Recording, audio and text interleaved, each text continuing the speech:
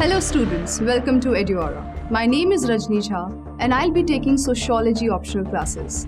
In today's session, we are going to talk about the social movements. Social movements are broad alliances of people connected through a shared interest in either stopping or instigating social change. Social movements can advocate for a particular social change, but they can also organize to oppose a social change that is being advocated by another entity. These movements do not have to be formally organized to be considered social movements. Different alliances can work separately for common causes and still be considered a social movement. Sociologists draw distinctions between social movements and social movement organizations. A social movement organization is a formally organized component of a social movement. Therefore, it may represent only one part of a particular social movement. For instance, PETA, People for the Ethical Treatment of Element. For example, PETA, People for the Ethical Treatment of Animals, advocates for vegan lifestyles along with its other aims.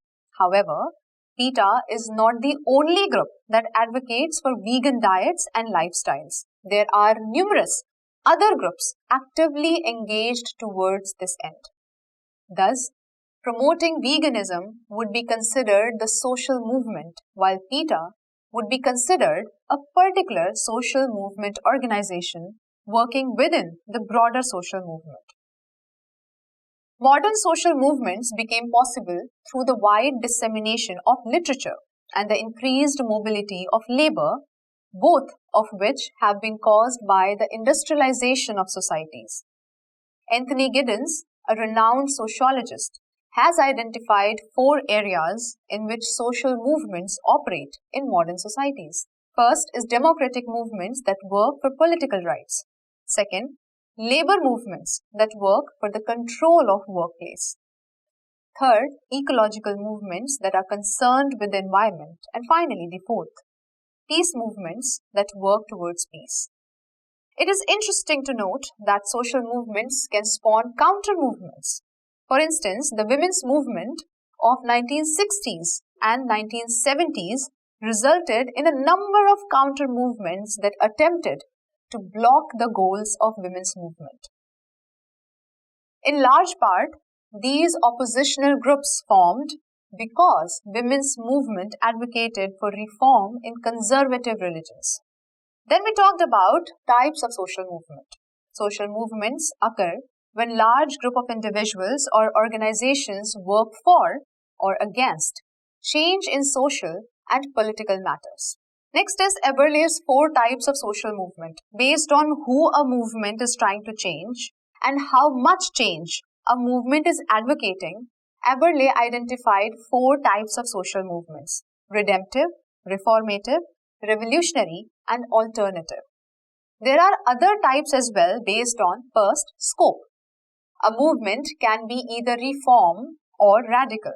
A reform movement advocates changing some norms or laws, while a radical movement is dedicated to changing value systems in some fundamental way.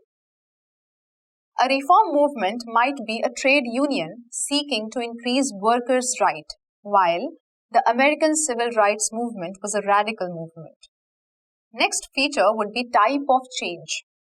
A movement might seek change that is either innovative or conservative. An innovative movement wants to introduce or change norms and values, while a conservative movement seeks to preserve existing norms and values. Next is targets. Group-focused movements focus on influencing groups or society in general. For example, attempting to change the political system from a monarchy to a democracy. An individual-focused movement seeks to affect individuals. Next is methods of work. Peaceful movements utilize techniques such as non-violent resistance and civil disobedience. Violent movements resort to violence when seeking social change. Next is range. Global movements such as communism in the early 20th century have transnational objectives.